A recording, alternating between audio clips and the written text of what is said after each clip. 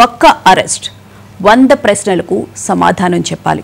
Yes, liquor కేసుకు సంబంధించి మిథున్ మోహన్ రెడ్డిని అదుపులోకి తీసుకోవడం జరిగింది. రాజమండ్రి సెంట్రల్ జైలుకు కూడా తరలించారు.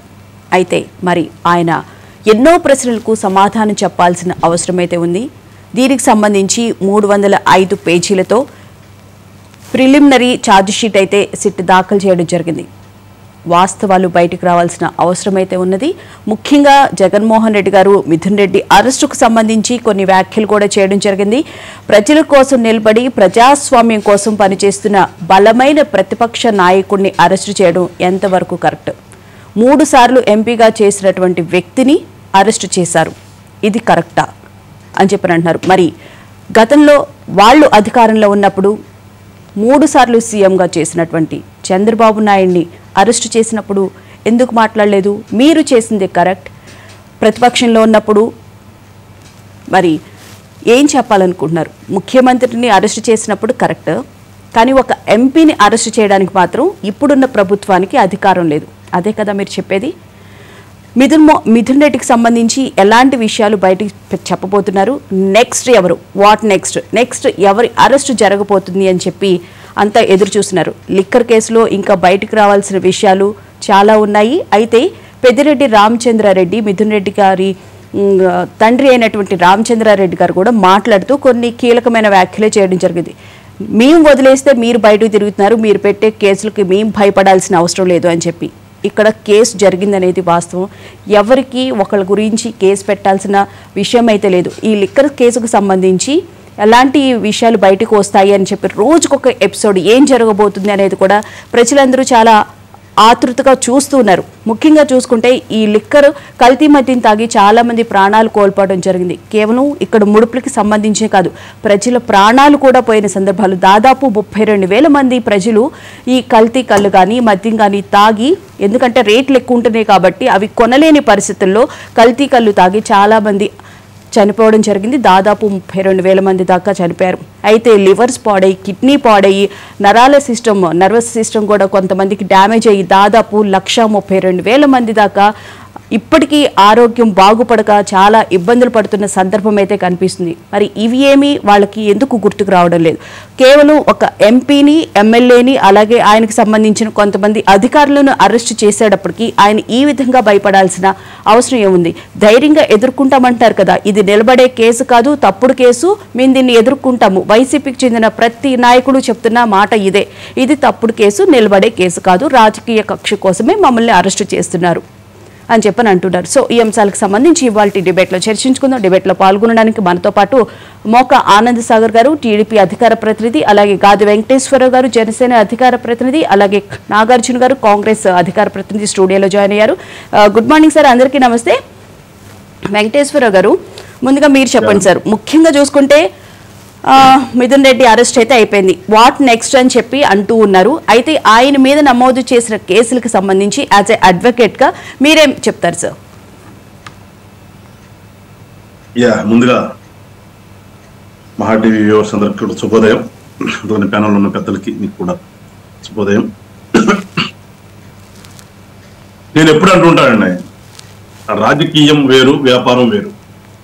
రాజకీయ నాయకులు వేరు, వ్యాపారస్తులు వేరు.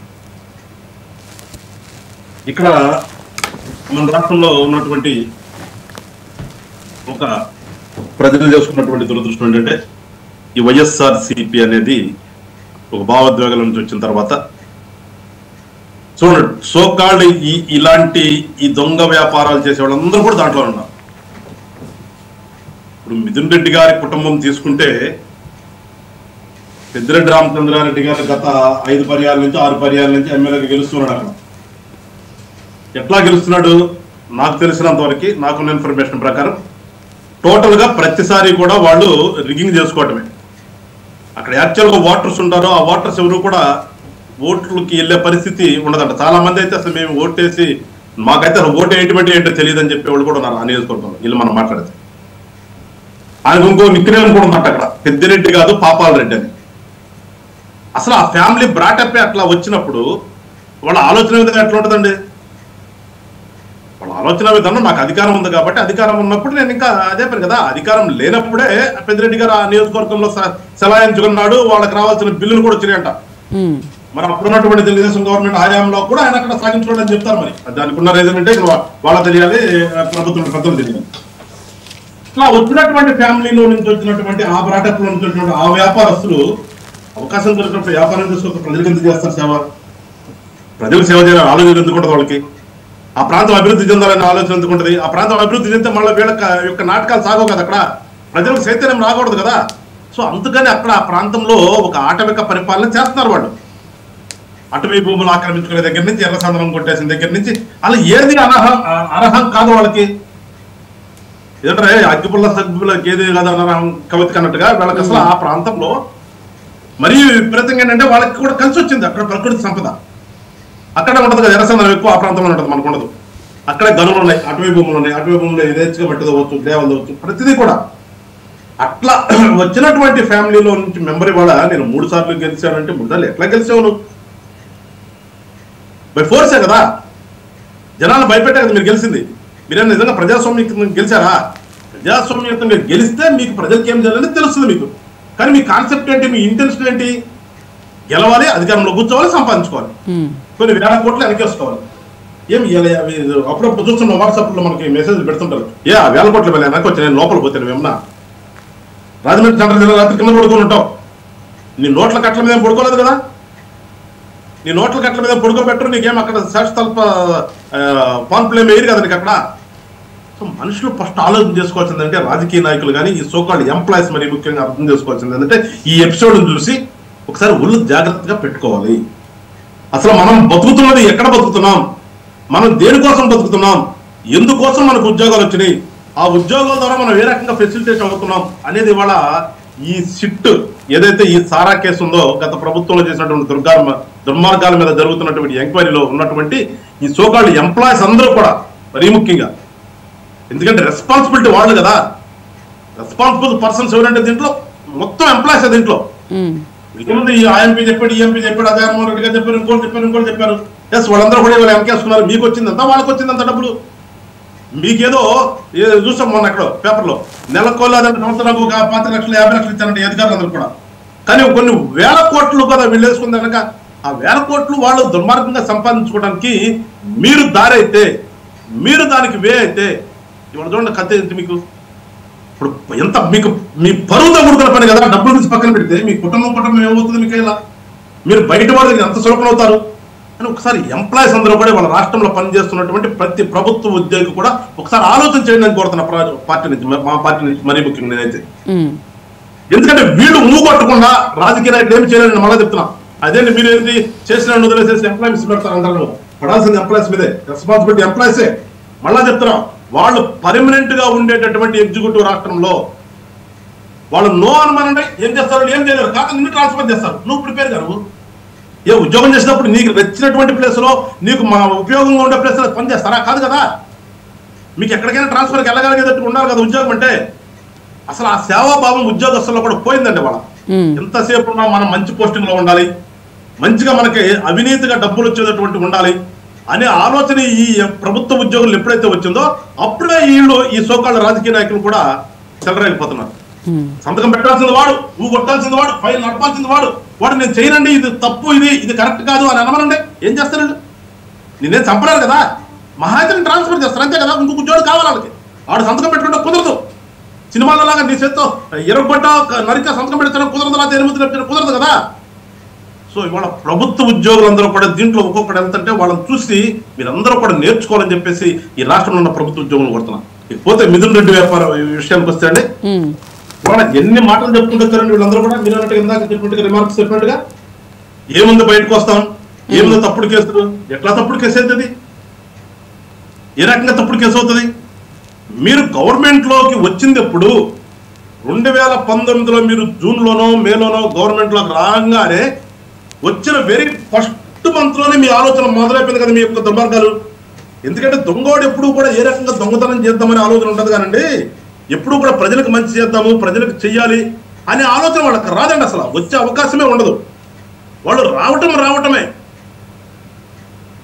రావడం ఏప్రిల్ 2019లో మనకి ఎలక్షన్స్ అయిపోయి వాళ్ళు గెలిచారు కదండి. వైఎస్ఆర్సీపీ అధికారంలోకి వచ్చింది. 16/8/2019 ఈ ప్లాన్ స్టార్ట్ చేశారు. కానీ 2017లోనే ఈ మద్యం పాలసీకి సంబంధించి ప్లాన్ అప్పుడే రెడీగా పెట్టుకున్నారు అని చెప్పని అంటూ ఉన్నారు. మేబీ కావచ్చు. నేను అంటే ఇప్పుడు దొంగలు దానం చూసుకుంటాడు కదా, పలా ఇంటి దొంగతనంకి వెళ్ళాలి అండ్ 5 రోజుల ముందు ఎక్కి చేస్తాడు. ఇంటి ముందు తిరిగి ఎప్పుడు వచ్చి ఏంటి అనేది ఉంటుంది కదా. జస్ట్ లైక్ ఇక్కడ కూడా అసలు వచ్చిన మరుక్షణమే ఆగస్టులోనే స్టార్ట్ చేశారు. ఆగస్టులో స్టార్ట్ చేసి దానికి రూపకల్పన ఏంటి, మళ్ళీ ఎవరు కావాలి దానికి, వీళ్ళకి మంచిగా వీళ్ళు చెప్పినట్టుగా వినేవాడు ఒకటి కావాలి. కాబట్టి వాసుదేవరెడ్డి అనే అతను IRTS అతని నుంచి ఇక్కడ డెప్యుటేషన్ మీద తెచ్చుకున్నారు. ఇక్కడ లేక ఉద్యోగస్తులు లేరు, ఇక్కడ వాడికంటే బాగా పనిచేసేవాళ్ళు లేరా? కానీ వాడు ఏంటంటే మంచిగా దొంగతనం, దొంగ ఆలోచనలు, దొంగ రకంగా ఏ రకంగా చేయాలి మీరు చెప్పిన దాకా నువ్వు కొట్టాలనే వ్యక్తి. కాబట్టి వెంటనే డిప్యుటేషన్ మీద తెచ్చుకున్నారు. అతను డిప్యుటేషన్ మీద వెంటనే తెచ్చుకోవటము, 16/9/2019 అతన్ని అపాయింట్ చేసుకోవటము, వెంటనే కమిషన్ అయిపోవటం, ఇక స్టార్ట్ అయిపోయింది.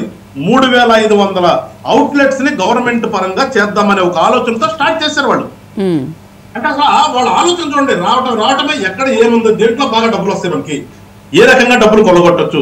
మద్యాన్ని ఎంచుకున్నారు, అటు పక్కన ఇసుక ఎంచుకున్నారు, ఇటు పక్కన కొండల గొట్టలు ఎంచుకున్నారు. ఇక అదేది వాళ్ళ ప్రాంతంలో ఉన్నటువంటి ఎర్ర సంద్రం అయితే చెప్పవలసిన లేదనుకుంటాం మనం. దాన్ని ఎవరు కట్టడి చేయలేని పరిస్థితులు గవర్నమెంట్ వచ్చేసింది. గవర్నమెంట్ దౌర్భాగ్యం ఏంటంటే అసలు కట్టడి చేయలేని పరిస్థితికి వచ్చేసారు. దానికి ఏంటి రీజన్ అనేది గవర్నమెంట్ మనకు కాసేపు రాజకీయ నాయకులు తెచ్చుకుందామా, గవర్నమెంట్ ఆఫీషియల్ తెచ్చుకుందామా, ఎవరు తెచ్చుకుందా పక్కన పెడితే ఇక దాన్ని ఎవరు కట్టడి చేయలేని పరిస్థితికి వచ్చేస్తుంది. మరి ఏనాడు అవుతుంది అని ఈ రకంగా అసలు వాళ్ళు స్టార్ట్ చేయటమే చూడండి. ఆగస్టు నుంచి వెరీ నెక్స్ట్ అసలు. ఎందుకంటే 1 నెల 2 నెలలు మనం వెనక్కబడిపోతాము, ఆ 2 నెలలకు వచ్చేటటువంటి ఒక 80-90 కోట్లు లేదంటే ఒక 200 కోట్లు పోతుంది అనే ఆలోచనతో స్టార్ట్ చేసి దాన్ని ఇష్టానుసారంగా ఏ రకంగా నెట్టుకొచ్చారు దాన్ని. అంతకుముందు గతంలో ఎప్పుడో కొన్ని డికేడ్స్ నుంచి ఉన్నటువంటి మెయిన్ బ్రాండ్స్ ఏమైనా ఉంచారు ఈ రాష్ట్రంలో ఏమన్నా? వాటిని రాధించారా?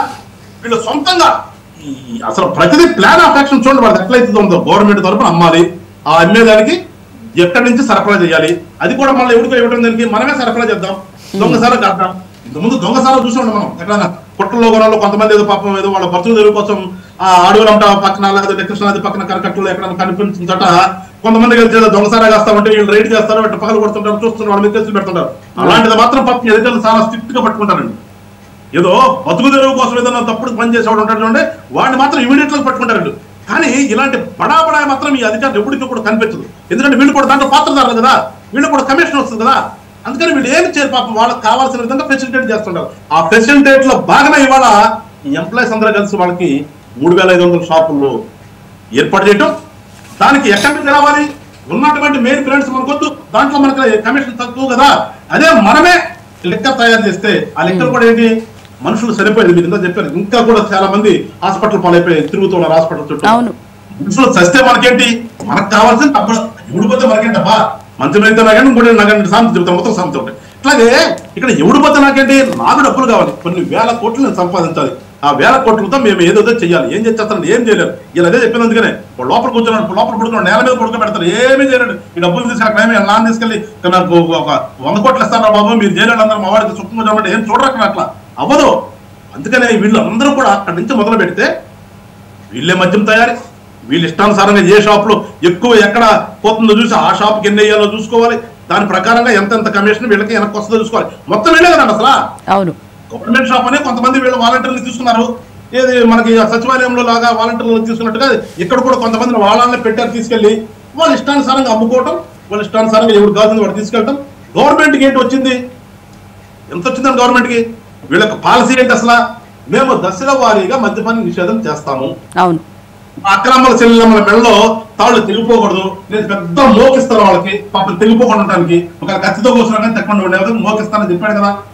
ఏం చేశాడు, ఒక పక్కన డబ్బు సంపాదించుకున్నాడు, ఒక పక్కన అక్రమాల చెల్లెమ్మల మెడల తాళ్ళు ఈజీగా తెగిపోతే విధంగా చేశాడు. ఆయన చేసింది అది. దానికి వాళ్ళకి ఏం చెప్తారు వాళ్ళు, ఎలా ఏం మాట్లాడతారు వాళ్ళు, ఎలా తప్పుడు కేసు పెట్టాల్సిన పని ఏంటారు బాబు, నిజమా కాదా, ఎవరు కూర్చోండి మీరు, నిజంగా మీ సోకాళ్ళ నాయకులు రాండి, ఒకసారి ఓపెన్ డిబేట్ పెడదాం ఎక్కడన్నా, ఏదో ఒక సాక్షి, ఏదో ఒక ఛానల్ ఏమంటాం దాని సాక్షిగా, ఏ మహానో ఏబిఎన్నో TV5 లేదు, ఏమొద్దు అసలు. నీ ఒక ఛానల్ ఉంది కదా, నీ ఛానల్లో 15 కెమెరాలు పెట్టుకోండి, ఓపెన్ డిబేట్ కూర్చుందాం, మీ ఇష్టం వచ్చిన ప్రాంతంలో కూర్చుందాం, ఒక గ్రౌండ్ లో కూర్చుందామా, లేదంటే ఒక మంచి కోడలు చూసి కూర్చుందామా, ఎవడైనా సరే మీరు గతంలో చేసినటువంటి మద్యం పాలసీ మంచిది, అది నిజంగా ప్రజల కోసం చేశారు, దాంట్లో మీరు ఏమి చెప్తున్నారు కదా, పాలు దాకా మీరేం సారా దగ్గర చక్కగా పాలు పీక నోట్లో పెట్టుకునేటువంటి అమాయకులు మీరు, ఎవరు కూడా మీకేం తెలియదు, తప్పు చేయలేదు, రాండి కమ్ మీ యొక్క ఆఫీసర్లందరూ వేసుకొచ్చుకోండి, మీ యొక్క చోకాళ్ళు సలహాదారులను తెచ్చుకోండి, మీరందరూ రాండి కూర్చోండి, చెప్తాం దాంట్లో తప్పు జరిగిందా లేదా, దాన్ని పెట్టుకుని మీరు ఎన్ని వేల కోట్లు దోసేస్తారు మేము చెప్తాం రాండి. కాదని మీరు ఎవడని చెప్పండి, దమ్మున్నవాడు ఎవడని సార్ మీరు గుండె మీద చేసుకుంటా కూర్చుందాం. ఏం లేదు, ఊరికి ఒక మాట అనేస్తే సరిపోయింది. మాకు ప్రెస్ ఉంది, మాకు పేపర్ ఉంది కాబట్టి మేము రాసుకుంటాం, దానికి ఇష్టానుసారంగా రాసుకోవచ్చు, ఇష్టానుసారంగా డిబేట్లు పెట్టచ్చు అనే ఆలోచన తప్పితే నిజంగా ఎంత దుర్మార్గం అండి పాలసీ. అసలు ఒక పాలసీ అండి, ఏ పాలసీ పడింది కరెక్ట్, ఏ పాలసీ చూసినా కిక్ బ్యాకే కదా, ఏ పాలసీలో చూసినా కానీ మాకు ప్రతి పాలసీ కూడా మాకు డబ్బులు రావాలి. అసలు స్కీమ్ లేని పాలసీ ఏమంటే మన స్కీమ్ లేదు ఏమంటాం, స్కామ్ లేని స్కీమ్ ఏదో చెప్పండి వాళ్ళని.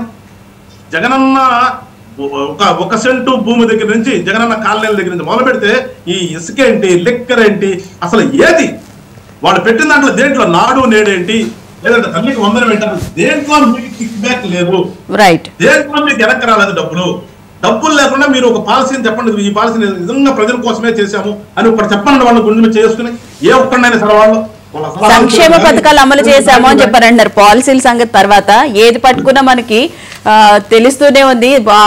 కూటమి ప్రభుత్వం అధికారంలోకి వచ్చాక ఏం జరిగింది అనేది చాలా క్లియర్ గా కూడా ముఖ్యమంత్రి గారు ఎప్పటికప్పుడు ఎక్స్ప్లెయిన్ చేస్తూ కూడా ఉన్నారు. రైట్ సార్, నాగార్జున గారు గుడ్ మార్నింగ్ అండి. Good morning madam. ఏం జరగబోతుంది అంటున్నారు నెక్స్ట్? ఈ లిక్కర్ కేసుకు సంబంధించి మిథున్ రెడ్డిని అరెస్ట్ చేయాలి, A4 గా ఉన్నటువంటి అరెస్ట్ అయితే అయిపోయింది. నెక్స్ట్ వాట్ అని చెప్పి క్వశ్చన్ మార్క్. ముందుగా అందరికీ నమస్కారం అండి. మొదటగా ఇక్కడ ఇద్దరికి అసలు పాదాభి వందనాలు చేయాలి మేడం. ఒకటి ఏంటంటే సిటీ ఇన్వెస్టిగేషన్లో ఉన్న ఆఫీసర్స్ ఎవరైతే ఉన్నారో వాళ్ళకి పాదాభి వందనాలు చేయాలి. రెండు వైఎస్ఆర్సీపీ కార్యకర్తలకి మేడం. ఎందుకు ఇద్దరికి అంటున్నానంటే, మొదటగా సిటీ ఇన్వెస్టిగేషన్ భయపడకుండా ఇంత నిజాయితీగా ఎక్కడా కొద్దిగా కూడా వదిలిపెట్టకుండా తప్పు ఎవరైతే చేశారో ఎన్ని ఆరోపణలు వచ్చినా వాళ్ళ మీద మా మీద కక్ష సాధింపు చర్యలు అన్నా కానీ, ఎంత బలంగా వీళ్ళు చేయొద్దు అన్నా కానీ జాగ్రత్తగా అందరినీ వన్ బై వన్ విచారించుకుంటా సహనంతో ఉండి, ఎన్ని ఆరోపణలు వచ్చే సహనంతో ఉండి ఈరోజు కోర్టు ముందు వన్ బై వన్ అరెస్ట్ చేసి పెడుతున్నారంటే వాళ్ళ నిజాయితీకి, నిబద్ధతకి. ఎందుకంటే గత 5 సంవత్సరాలు ఆంధ్ర రాష్ట్ర ప్రజల పట్ల కష్టానికి, ఎందుకంటే కల్తీ లిక్కర్ తాగి ఆ లిక్కర్ తయారు చేసిన వాళ్ళని అలాగే వదిలేస్తారు. మా భర్తలు చనిపోయారు, మా అన్నలు చనిపోయారు, మా తమ్ముళ్ళు చనిపోయారు, ఆ చనిపోయిన వాళ్ళకి న్యాయం ఎప్పుడు జరిగిద్దని చెప్పి ఆంధ్ర రాష్ట్ర ప్రజలు వెయిట్ చూశారు మేడం. వాళ్ళకి ఈరోజు సిటీ ఇన్వెస్టిగేషన్ ఆఫీసర్ వల్ల ప్రతి కుటుంబం తరపున వాళ్ళకి ధన్యవాదాలు చెప్తున్నాను మొదటిగా. రెండోది వైఎస్ఆర్సీపీ నాయకులకి, కార్యకర్తలకి మేడం. ఎందుకు ఈ మాట అంటున్నానంటే, గ్రౌండ్ స్థాయిలో వాళ్ళ పడ్డ ఆవేదన, బాధ ఇంతవరకు ఏ కార్యకర్త, ఏ పార్టీ కార్యకర్త పడలేదు మేడం. ఎందుకన్నా అంటే సరదాగా కార్యకర్తలు కానీ, నాయకులు కానీ, విలేజ్లో కానీ, వాళ్ళ సిటీలో కానీ కూర్చున్నప్పుడు ప్రతి ఒక్కళ్ళు అంటున్నారు, అరే మీ జగనన్న నాడు సారా అమ్మాడు కదా, మీ జగనన్న కల్తీ అమ్మారు కదని. అంటే జగన్మోహన్ రెడ్డి చేసిన స్కాములు మొత్తం ఈ కార్యకర్తలనే క్వశ్చన్ చేస్తున్నారు, ఈ కార్యకర్తలే చేసినట్టుగా ప్రొజెక్ట్ చేస్తున్నారు. అంటే డబ్బులేమో జగన్మోహన్ రెడ్డి గారికి, నిందల మటుకు ఈ కార్యకర్తలకి. ఇంకా జగన్మోహన్ రెడ్డి గారు చేసిన పాపాలని భరేస్తా వీళ్ళు నిలబడ్డారంటే వీళ్ళకి వాట్సాప్ చెప్పాలి మేడం. ఎందుకని జగన్మోహన్ రెడ్డి గారు చనిపోయిన కార్యకర్తలు కానీ, వాళ్ళ కుటుంబాలకు కానీ అసలు ఒక స్కూల్ పెట్టి మనం విద్య ఇద్దామని చెప్పి ఎక్కడా సర్వీస్ లేదు. అలాగే లైక్ ఒక పాఠశాల, అలాగే ఒక హాస్పిటల్ పెట్టి ఒక సర్వీస్ చేద్దామని లేదు. అట్లీస్ట్ మెంబర్షిప్ పెట్టి ఏమైనా ఇన్సూరెన్స్, ఏమైనా చనిపోయిన వాళ్ళకి ఇన్సూరెన్స్ ఇద్దామని చెప్పి అలాంటి కార్యకర్తల కోసం ఎప్పుడు ఎలాంటి మంచి పని మా జగన్మోహన్ రెడ్డి గారు చేయాల. ఇన్ఫాక్ట్ చెప్పాలంటే జగన్మోహన్ రెడ్డి గారు బిజినెస్ చేసుకోవాలంటే నారా చంద్రబాబు నాయుడు గారుగా హెరిటేజ్ లాంటి కంపెనీ పెట్టుకొని, ఒక పాల కంపెనీ లేదా వాటర్ కంపెనీ ఏదో పెట్టుకొని ₹1 అమ్ముకొని ₹1 సంపాదించుకొని బిజినెస్ చేసుకొని ఆ డబ్బులతో పార్టీ నడిపించుకోవచ్చు. కానీ జగన్మోహన్ రెడ్డి గారు ఏం చేశారు, పక్కా పార్టీ అధ్యక్షులేమో మిల్క్ అంటే పాలు అమ్మి ప్రజల ఆరోగ్యం మెరుగుపడడానికి ఇచ్చేస్తే మరి జగన్మోహన్ రెడ్డి గారు ఏం చేశారు? నాటసారా అమ్మి ప్రజల ప్రాణాలు కోల్పోయే విధంగా చేస్తున్నారు. అంటే ఒక నాయకుడు ఆలోచన ఎలాగుండి ఇంకొక నాయకుడు ఎలా ఆలోండి ప్రజలు కూడా ఈ రెండు పక్కన పెడుతున్నారు. జగన్మోహన్ రెడ్డి గారు చేసిన వ్యాపారం ఏంటుంది, నారా చంద్రబాబు నాయుడు గారు చేసిన వ్యాపారం ఏంటి? ఇద్దరు పార్టీ నడపాలంటే ఇద్దరు డబ్బులు కావాలి. ఆయన పాలు అమ్ముకొని డబ్బులు సంపాదిస్తే ఈయన నాటుసారా అమ్ముకొని డబ్బులు సంపాదిస్తున్నారు. ఏం రాసామని జనం ఆలోచిస్తున్నారు. ఇంకా పోతే మేడం జగన్ మిథున్ రెడ్డి అరెస్ట్ కావటానికి ఈరోజు లాయర్లు ఎన్ని రీజన్స్ చూపించారంటే అదేందో నాకు అర్థం కాల. సిటీ ఆఫీసర్లు కూడా కరెక్ట్గా 29 రీజన్స్ చూపించారంట. అంటే 2+9 2+9 11. మరి మా జగన్మోహన్ రెడ్డి గారిని మటుకు ఈ 11 అనే సంఖ్య గేమ్ మటుకు విచ్చలవిడిగా వెంటాడుతుంది అనుకుంటా. ఎందుకంటే 29 రీజన్స్ మాత్రమే చూపించారు. 28 రీజన్స్ కానీ 30 రీజన్స్ కానీ 30 రీజన్స్ కానీ చెప్పలేదు. ఓన్లీ 29 రీజన్స్ మాత్రమే చెప్పారు. అయితే వాళ్ళ జడ్జీలు జగన్మోహన్ రెడ్డి గారు పంపించిన జడ్జీలు, మిథున్ రెడ్డి గారు ఎవరైతే కోర్టులు పెట్టుకున్న జడ్జీలు ఎవరైతే ఉన్నారో వాళ్ళు కోర్టులో ఏం చెప్పారే అంటే వాళ్ళు ఈ క్వశ్చన్ చేయలేదు. ఏమని? ఇది అక్రమం, ఇది అరెస్ట్ చేయకూడదు, ఎటువంటి అవినీతి జరగలేదు, కావాలని ఇలా చేస్తున్నారని చెప్పి కోర్టులో ఏం వాదించలేదంట మేడం. వాళ్ళు కోర్టులో ఏం వాదించారంటే మాకు 5 స్టార్ రేంజ్లో ఒక జైలు ఒక గది మాకు కేటాయించండి, దానికి వై కేటగిరీ జెడ్ కేటగిరీ భద్రేయండి, 24 గంటలు బిర్యానీ సప్లై చేయండి, 24 గంటలు ఏసీ, ఇలా రీజన్స్ మాత్రమే అడిగారంట. ఎవరన్నా తప్పు చేయకపోతే ఏం చేయాలి? ఆడికి వెళ్ళినప్పుడు 29 క్వశ్చన్లు అపోజిషన్లో ఉన్న సిట్ ఆఫీసర్ కానీ వాళ్ళు పెట్టుకున్న లాయర్లు కానీ 29 రీజన్స్. ఈ రీజన్స్ వల్ల మిథున్ రెడ్డి గారిని అరెస్ట్ చేస్తున్నాం అని చెప్పి 29 రీజన్స్ చెప్పినప్పుడు మరి వీళ్ళ దగ్గర నీతిగా నిజాయితీగా ధర్మంగా ఉంటే కక్ష సాధింపు చర్య అయితే వీళ్ళేం చేయాలి?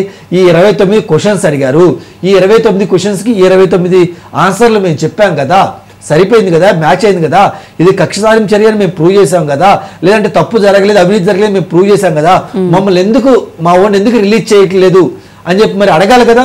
అక్కడ అడగరు, జడ్జి గారు ముందు అడగరు, బయటికి వచ్చి ఏం చేస్తారు? సజ్జలు కానీ లేదంటే ఈరోజు ఏం చెప్పారు, నిన్న అనుకుంటా మా జగనన్న ఎక్స్లో ఫేస్బుక్లో కామెంట్ పెట్టారు. ఏమేమి పెట్టారంటే మేము ప్రజల కోసం పోరాడుతున్నాం, ప్రజల పక్షాన్ని నిలబడ్డాం కాబట్టి మా మీద ఇలాంటి కేసులు పెడుతున్నారు, బలవంతంగా మా పార్టీ లేకుండా చేస్తున్నారు అని చెప్పి జగన్మోహన్ రెడ్డి గారు ఎక్స్లో పెట్టడం జరిగింది. నేను సూటిగా ప్రశ్న అడుగుతున్నాను, మీరు బలవంతంగా వాళ్ళ ఆధార్ సేకరించారు, లేదంటే ప్రజల యొక్క సమస్యలని దృష్టి మళ్లించడానికి మిమ్మల్ని అరెస్ట్ చేస్తాను ఇంకోదంటే నేను ఒకటే సూటి ప్రశ్న అడుగుతున్నాను. మీరెందుకు ప్రజలకే డబ్బులు ఇచ్చేటప్పుడు ఆన్లైన్ ద్వారా అకౌంట్ ద్వారా పెట్టారు కదా, అంటే వాళ్ళకి ఇచ్చే 5,000 10,000 అకౌంటబిలిటీ ఉండాలని చెప్పి ఆన్లైన్ ద్వారా పంపించారు కదా, మరి మీరు కోట్లు కలెక్ట్ చేస్తున్నప్పుడు మీరు ఎందుకు ఆన్లైన్లో తీసుకోలేదు? ఏం చెప్పాలి కదా. మరి ఎందుకు జగన్మోహన్ రెడ్డికి ఆ క్వశ్చన్కి ఆన్సర్ చేయొచ్చు కదా, ట్విట్టర్లో ఎందుకు పెట్టలేదు? ఇంకా అంటే సామాన్య కార్యకర్తలు వైసీపీ కార్యకర్తలే ఈరోజు క్వశ్చన్ అడుగుతున్నారు. జగన్మోహన్ రెడ్డి గారు మీరేం బయటకు వచ్చి అవినీతి చేయట్లేదు అంటున్నారు కదా, మరి టీడీపీ వాళ్ళు కాంగ్రెస్ వాళ్ళు జనసేనలో పలానా క్వశ్చన్లు అడుగుతున్నారు, మీరు ఆన్సర్ చెప్పలేకపోతున్నారు, మీరేం చెప్పొచ్చు అని అడుగుతున్నారు. ఎందుకంటే 14 డిస్టిలరీలు ఎవరైతున్నారో చాలా మంది ఓనర్ని బ్లాక్మెయిల్ చేసి తీసుకొని ప్రపంచంలో ఎక్కడా లేని బ్రాండ్లు తీసుకొచ్చి పెట్టారు కదా, మరి మణి పరిపాలనలోనే ఆ బ్రాండ్లు మొత్తం అవైలబుల్గా ఉంది, మరి ఎందుకు పెట్టారని ఈరోజు ప్రజలు అడుగుతున్నారు.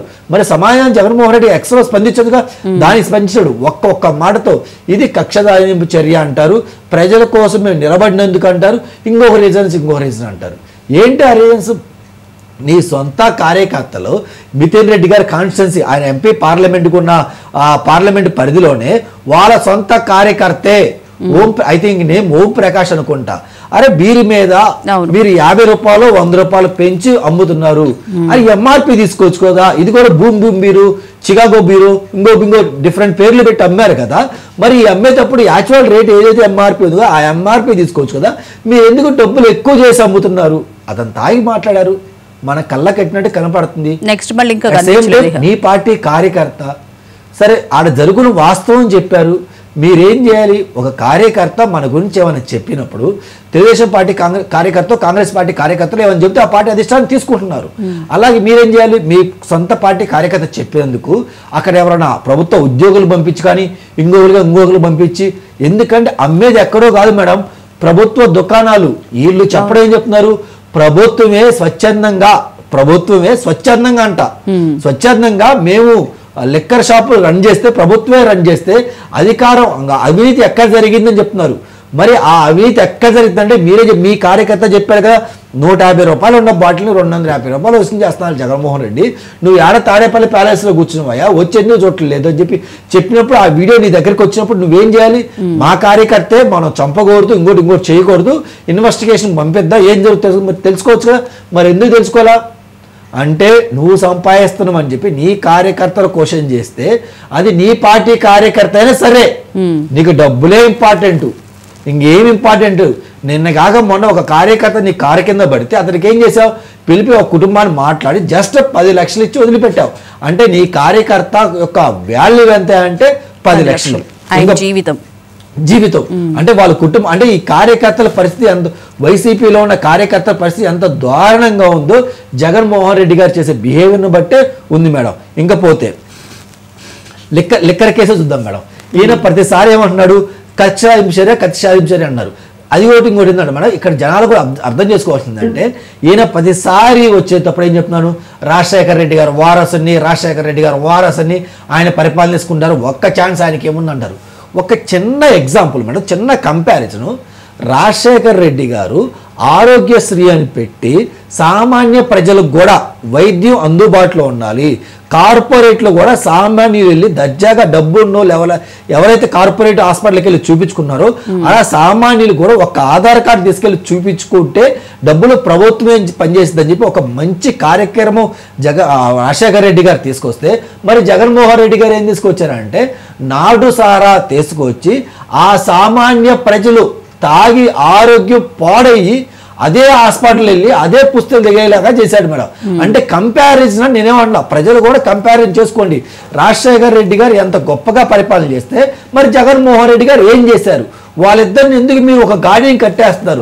రాజశేఖర రెడ్డి గారు ఒప్పుకోరు, రాజశేఖర రెడ్డి గారు ముఖ్యమంత్రిగా ఉన్నప్పుడే జగన్మోహన్ రెడ్డి గారిని బెంగళూరు యలంక ప్యాలెస్ లో ఉంచేవారు, ఇక్కడ తీసుకొచ్చేవాళ్ళు కాదు. అంటే రాజశేఖర రెడ్డి గారు దూరం పెట్టారు, మీరెందుకు ఇది ఫీల్ అవుతారు, ఎందుకు ఇది చేస్తారు, ఇద్దరు కంపారిజన్ అలా ఉంటుంది మేడం. రైట్. మనతో పాటు ఎస్పీ సాహెబ్ గారు టీడీపీ అధికార ప్రతినిధి జాయిన్ అవుతున్నారు. Sir good morning sir. నమస్తే. నమస్తే మేడం. సార్ మొత్తం మీద మిథున్ రెడ్డిని అయితే అరెస్ట్ చేయడం జరిగింది. అయితే వాళ్ళు వైసీపీ నాయకులు ఏం చెప్తున్నారు, రాజకీయ లబ్ధి కోసం రాజకీయ కక్షలో భాగంగానే అరెస్ట్ చేశారంటున్నారు. ఆయన తండ్రి కూడా స్పందిస్తూ ఎన్ని కేసులు పెట్టుకుంటారో పెట్టుకోండి, టీడీపీకి మేమేం భయపడేది లేదు అని చెప్పి కూడా రామచంద్రారెడ్డి గారు ట్వీట్ కూడా చేసినట్టున్నారు. మేడం నమస్తే అండి. తమరికి, గాది వెంకటేశ్వరరావు గారికి, అలాగే మిత్రులు నాగార్జున యాదవ్ గారికి, తర్వాత మహాని శ్రీకృష్ణులందరికీ కూడా నమస్కారం అండి. ఇక్కడ జరుగుతున్నటువంటి పరిణామాలు ఒక్కసారి నిశ్చితంగా పరిశీలిస్తే, ఏదైతే ఈ లిక్కర్ స్కామ్ ఉందో దీని మీద సిట్ దర్యాప్తు అధికారులు 240 మందిని విచారించారండి. విచారించిన తర్వాత దీంట్లో ప్రధానంగా ఒక 41 మంది ప్రమేయం ఉంది అని చెప్పి ఒక్కొక్కరికి 41 నోటీసులు ఇస్తా ఉంటే వీళ్ళు ఆ 41 నోటీసులు తీసుకోక ముందలే బెయిల్కి అప్లై చేసుకున్నారు. అసలు కనీసం ఎందుకు పిలుస్తున్నారో తెలియాలి కదండి. దొంగ ఎవడు అంటే, ఇప్పుడు గుమ్మడికాయల దొంగ ఎవడు అంటే పుజాలతో అనుకున్నట్టు 41 నోటీసులు ఇస్తున్నారు. ఎస్, మీరు నిజంగా ఏమీ చేయలేదు అనుకున్నాం, వెళ్ళి మరి దర్యాప్తు అధికారులకు సహకరించాలి కదా. వీళ్ళు హైకోర్టు దగ్గర నుంచి సుప్రీంకోర్టు దాకా దండయాత్రలు చేసి చేసి చేసి మామూలు దండయాత్రలు ఇలా చివరికి సుప్రీంకోర్టు లేదులేవయా దీంట్లో బలమైనటువంటి సాక్ష్యాలు ఉన్నాయని చెప్పి వాళ్ళు ఎదిగి పంపించేశారు. ఇప్పుడు ఏదో గొప్ప వాళ్ళలాగా వీళ్ళేదో అట్ట కాదండి, యుద్ధానికి వెళ్ళి వచ్చినట్టు మాట్లాడుతూ ఉన్నారు. ఇక్కడ సిట్ దర్యాప్తు అధికారులు చాలా పొలిటికల్ వెట్టింగ్ ఇక్కడ జరుగుతుంది, లీగల్ వెట్టింగ్ ఇక్కడ జరిగింది. ఈ లీగల్ ప్రక్రియ పూర్తి చేసినప్పుడు కూడా సాక్ష్యాధారాలు వాళ్ళు కీలకమైనటువంటి డాక్యుమెంట్లు వచ్చినాయి, దాంతో పాటు రికార్డ్స్ తీసుకున్నారు, ఫోర్నిక్స్ సంబంధించిన నివేదికలు వచ్చినాయి, బ్యాంకు లావాదేవీలు వచ్చినాయి. వాటి వివరాలన్నీ సేకరించి అక్కడ ఉన్నటువంటి జడ్జి గారికి ఇచ్చిన తర్వాతే కదండి 41 నోటీసులకు అనుమతి ఇచ్చింది కూడా. ఏసీబీ కోర్టుకి ఇచ్చారు, హైకోర్టుకి ఇచ్చారు. అసలు ఈ కేసులో చాలా చిత్ర విచిత్రాలు జరిగాయి. ఇక్కడ మిథున్ రెడ్డి అనేటువంటి వ్యక్తి ఈ లిక్కర్ మాఫియాకి హెడ్ అని అంటున్నారు. ఈయనకి ఇంకో బాస్ కూడా ఉన్నాడని చెప్పి నిన్న నెక్స్ట్ ఛార్జ్ షీట్లో ఇస్తామని చెప్పి సిట్ అధికారులు తెలియజేశారు. ఇక్కడ పదే పదే వైకాపా పార్టీ నాయకులందరూ కూడా మేము తెలుగుదేశం పార్టీ దడవమంటే తెలుగుదేశం పార్టీకి కూటమి ప్రభుత్వం దడవటం కాదు, మీ మీద లిక్కర్ స్కామ్ కు సంబంధించి ఆధారాలు దొరికినాయి. మీరు కోర్టుకు భయపడాలి, మాకెందుకు భయపడుతున్నారు? తెలుగుదేశం పార్టీ కూటమి ప్రభుత్వం జనసేన పార్టీ వాళ్ళ మీద ఏం చేయట్లేదండి. ఇక్కడ ఒక ప్రభుత్వం తీసుకుంది కేసు, ప్రభుత్వం తరఫున సిట్ అధికారులు దర్యాప్తు చేస్తున్నారు. కీలకమైనటువంటి డాక్యుమెంట్స్ దొరికినాయి, ఆధారాలు దొరికినాయి. జగన్మోహన్ రెడ్డికి ఒక పక్క నిద్ర పడతలేదు. అదేవిధంగా మిథున్ రెడ్డి నిన్నటిదాకా నాటకాలు ఆడాడు. నిన్న ఏదైతే మిథున్ రెడ్డి గారి నాన్నగారు ప్రెస్ మీట్ పెట్టి ఆయన గొప్పగా అసలు వేదాంతాలు వల్లిస్తూ ఉన్నాడు. కాదండి, ఇక్కడ కీలకమైనటువంటి విషయాలు మొత్తం ఆ ఫ్యామిలీలో తిరుగుతూ ఉన్నాయి, అక్కడ ఇక్కడ తిరుగుతూ ఉన్నాయి. జగన్మోహన్ రెడ్డి గారి ఫ్యామిలీ, అదేవిధంగా ఇక్కడ ఈ కేసులో ప్రధానంగా జగన్మోహన్ రెడ్డి గారు ఎందుకు పిలవకూడదు? ఆ రోజు ఈ మద్యం అమ్మింది ప్రభుత్వం అండి. ఆ రోజు ప్రభుత్వం అంటే ఎవరు? జగన్మోహన్ రెడ్డి గారు. జగన్మోహన్ రెడ్డి గారు ఈ మద్యం పాలసీని మార్చేసి ఆయన ఇష్టానుసారంగా ఇచ్చేశారు. మరి గవర్నమెంటే మద్యం అమ్మినప్పుడు ఈ ప్రైవేట్ వ్యక్తుల ప్రమేయం ఎందుకు వచ్చింది? కాదండి, ప్రైవేట్ వ్యక్తులకు అసలు అక్కడ దాంట్లో ఏందంట. అదేవిధంగా ధనుంజయ రెడ్డి, అలాగే ఆయన ఓఎస్డి, అసలు ఆ శాఖ మంత్రి అయినటువంటి నారాయణ స్వామి గారికి ఆ విషయం ఏమీ తెలియదు. ఈ రోజు ఆయన సిట్ అధికారుల ముందు హాజరవుతున్నారు. అవునండి, ఇక్కడ విషయం ఏంటంటే ఒక నారాయణ స్వామి ఇలా వస్తాడండి, ఆయన నా ప్రేమేం ఏమీ లేదన్నాడు అనుకోండి, అసలు ఎక్సైజ్ మినిస్టర్కి ఏం తెలియదు కదా. పైపెచ్చు ఆయన వచ్చేసి డిప్యూటీ సీఎం అండి. అంటే ఏంటి, జగన్మోహన్ రెడ్డి అధికారంలో ఉన్నప్పుడు డిప్యూటీ సీఎంలు, మినిస్టర్లు వీళ్ళందరూ నామకే వస్తే అండి, వాళ్ళకేం తెలియదా? అంటే మొత్తం జగన్మోహన్ రెడ్డి అనుకో వీళ్ళ బ్యాచ్ చేసేసారా? ఈ కేసులో కీలకంగా చూసినప్పుడు కూడా ఈ రెడ్డి వర్గం వాళ్ళే ఎక్కువ ప్రధానంగా ఉండాలండి. నేను ఎందుకు అంటున్నానంటే ఈ ఈ ఏదైతే ఈ పక్రీలో వాళ్ళే నమ్మకంగా పెట్టుకున్నాడు. వీళ్ళైతే చెప్పరా, కొట్టకోసిన చెప్పరు అనుకున్నాడు. కానీ వాళ్ళు జరిగింది మొత్తం వివరంగా సిట్ దర్యాప్తు అధికారులు తెలియజేస్తున్నారు. ఇంకా ఇక్కడ ఒకటి ఉంది, వీళ్ళు ప్రతి అంశాన్ని కూడా అక్రమ కేసు అని చెప్పి వాళ్ళ చిన్న చోట లీడర్ల దగ్గర నుంచి అందరూ, అసలు అంబటి రాంబాబు గారు అయితే అసలు ఏమీ తెలియదండి. పాపం పిల్లడు నోట్లో ఏలు పెట్టిన కొరకడు, అసలు మిథున్ రెడ్డిని తీసుకెళ్లిపోయారు, ఎంత అన్యాయం అండి అని చెప్పి అసలు ప్రెస్ మీదలకు వచ్చి అమాయకుల్లాగా మాట్లాడుతూ ఉన్నాడు. అసలు ఏమీ తెలియని అమాయకుల్లాగా. గతంలో కూడా కొన్ని ప్రెస్ మీట్లు ఇట్టానే మాట్లాడాడు, తన మీదకి వచ్చిన ఆరోపణల్లో కూడా ఇట్టానే మాట్లాడాడు. అదే విధంగా మాట్లాడుతున్నాడండి ఇప్పుడు. కానీ ఇక్కడ డాక్యుమెంట్స్ దొరికినప్పుడు ఏమీ లేదని ఎట్లా బొకాయిస్తారండి? కాబట్టి ఒక అంశం, ఇది రాజకీయ కక్షల నేపథ్యంలో కేసు అయినట్టయితే జగన్మోహన్ రెడ్డిని కూడా ఎప్పుడో తీసుకొచ్చేవాళ్ళు. 88 రోజులు దర్యాప్తు చేయాల్సిన పని లేదండి. నిన్న ప్రిలిమినరీ ఛార్జ్ షీట్ వేశారు, దాంతో పాటు నెక్స్ట్ 15 రోజుల్లో కూడా ఒక ఛార్జ్ షీట్ అయిపోతున్నారు. ఇక్కడ ఆధారాలు ఉన్నాయి. కాదండి, 1000 కోట్లు దోచేసి ల్యాండ్స్ కొని బంగారు షాపుల్లో పెట్టుబడులు పెట్టేసి ఇంకా వేరే వాటిలో పెట్టుబడులు పెట్టి లిస్ట్ వచ్చినట్టు చేసి ఆ డబ్బులు నెలకు వచ్చేసి 5 కోట్లు మిథున్ రెడ్డికి ఇచ్చేసి ఎట్లా వచ్చినాయండి? రాజకశ రెడ్డి అనేటువంటి ఆయన ఏమన్నా పెద్ద బిజినెస్ మ్యానా? ఆయన ఉన్న దేశాల్లో ఏమన్నా వ్యాపారాలు చేశాడా? అంత మొదలు ఈయన ఆస్తులు ఎంత, అంత మొదలు ఈయన ట్రాన్సాక్షన్లు ఎంత, ఈ డబ్బులు ఎక్కడెక్కడికి వెళ్ళి వాళ్ళ కేవైసీలు మొత్తం తీస్తే బయటకు వచ్చినాయండి. దీంట్లో ప్రధానంగా ఈ 40 మంది ఎవరైతే ఉన్నారో వాళ్ళ దగ్గర నుంచి ట్రాన్సాక్షన్లు, బ్యాంక్ స్టేట్మెంట్లు అవన్నీ తీసుకున్న తర్వాతే కదా సిట్ దర్యాప్తు అధికారులు ముందరికి వెళ్ళింది. మా గాది వెంకటేశ్వర గారు కూడా చాలా ఈ సందర్భాల్లో ఆయన కూడా చాలా విషయాలు చెప్పారు. గతంలో కూడా చాలా డిబేట్లో చెప్పారు, ఇది కూడా ఈ విధంగా చేశారు, ఈ విధంగా. ఇక్కడ ఇంకొక అంశం కూడా ఉందండి. ఒకే రోజు జంగారెడ్డిగూడెంలో 16 మంది ఒక రోజు, తర్వాత ఇంకొక 8 మంది ఒక రోజు, తర్వాత ఇంకొక 2, దాదాపు 10 సంఖ్యలో చనిపోయారండి అక్కడ.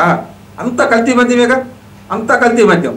పైపెచ్చు ఆ రోజు ఆ కేసులో జగన్మోహన్ రెడ్డిని అరెస్ట్ చేయాలి. ఎందుకంటే మద్యం అమ్మింది జగన్మోహన్ రెడ్డి కాదండి. ఒక ముఖ్యమంత్రి స్థాయి వ్యక్తికి సారాయి అమ్ముకునే వ్యవహారం ఏందండి?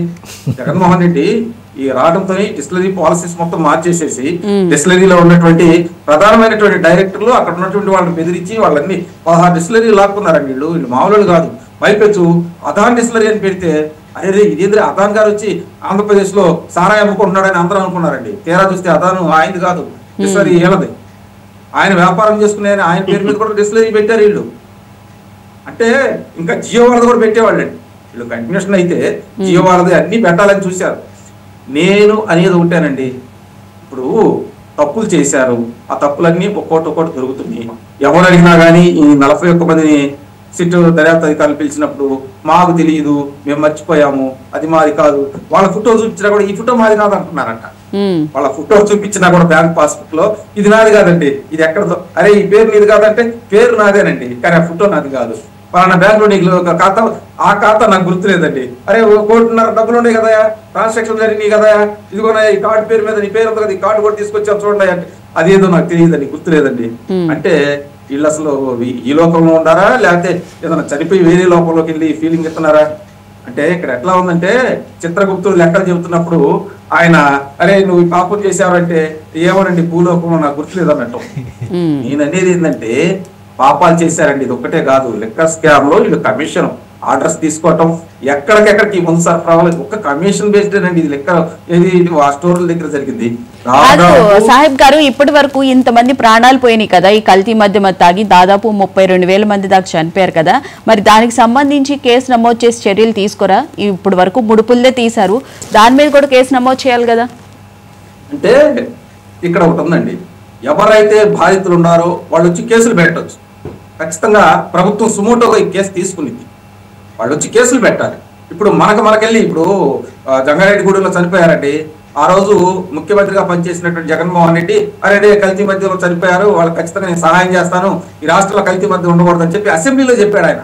తర్వాత రోజు వెళ్ళిపోయి అనారోగ్య కారణాల వల్ల చనిపోయారని చెప్పి అక్కడ డాక్టర్ల దగ్గర నుంచి ఎస్పీ దాకా అంతా పోస్ట్ మార్టం రిపోర్ట్లు మార్చేశారు. ఇప్పుడు ఆ కేసు నడుస్తూ ఉంది, ఆ కేసులో కొంతమంది అధికారులు సస్పెండ్ అవుతారు, ఆ కేసులో ప్రధానంగా జగన్మోహన్ రెడ్డి గారు బయటకు వస్తారు.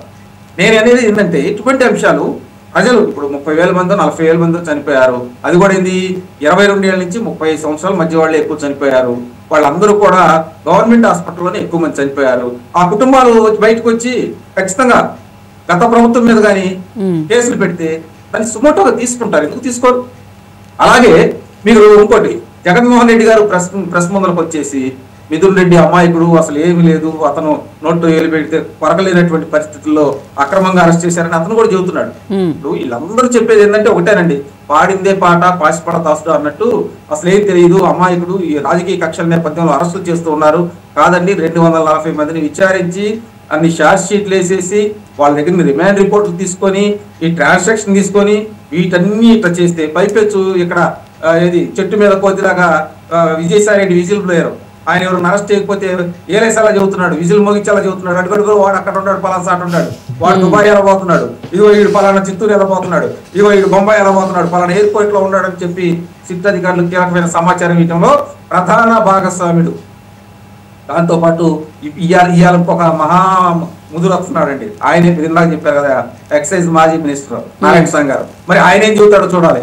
నాకు గుర్తు లేదు, నాకు సంబంధం లేదు, ఇవన్నీ మాట్లాంటాడా, లేకపోతే జగన్మోహన్ రెడ్డి గారు చేయమంటేనే వాళ్ళు చేసుకున్నారులేండి, నాకు దీంట్లో నా ప్రమేయం లేదండి, ఎందుకంటే నారాయణ స్వామి గారు పెద్దిరెడ్డి గారు కాళ్ళ దగ్గర కూర్చున్నాడు ఒకసారి. అంటే మరి ఆ శాఖ మంత్రి అయినటువంటి నారాయణ స్వామి గారు సంతకం చేయకుండానే ఇవన్నీ జరిగినాయి అంటారా? పోనీ నాకేం తెలియదు అని చెప్పి పాలసీకి సంబంధించి ఏం తెలియదు అని అంటున్నారు, కానీ సంతకం అయితే చేయాలి కదా ఏదన్నా గవర్నమెంట్ తరపున జీవో అది రావాలంటే.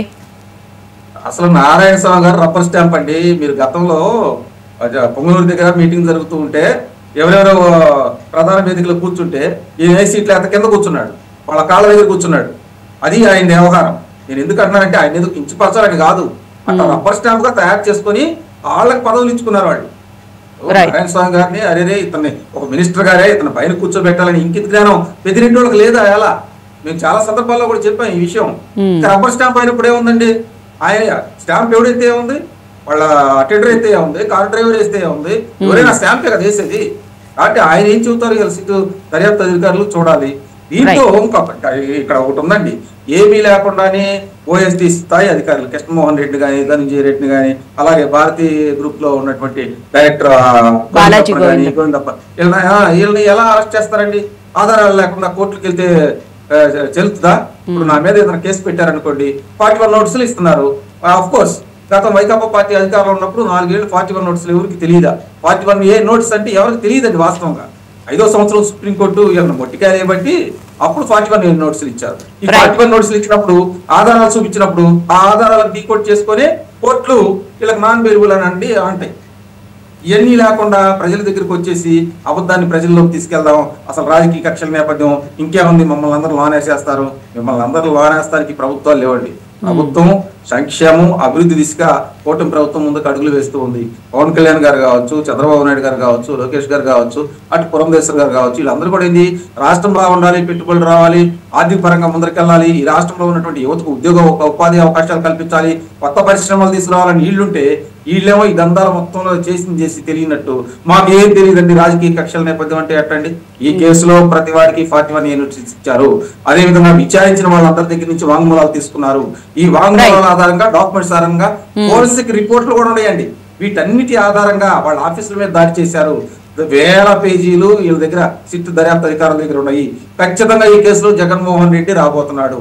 ఎందుకంటే బిగ్ బాస్ వీటన్నిటికీ అతనే లీడ్ చేసింది, ప్రభుత్వం అమ్మింది. ఆ రోజు ప్రభుత్వంలో ఉన్నటువంటి మెయిన్ లీడర్ జగన్మోహన్ రెడ్డి గారు.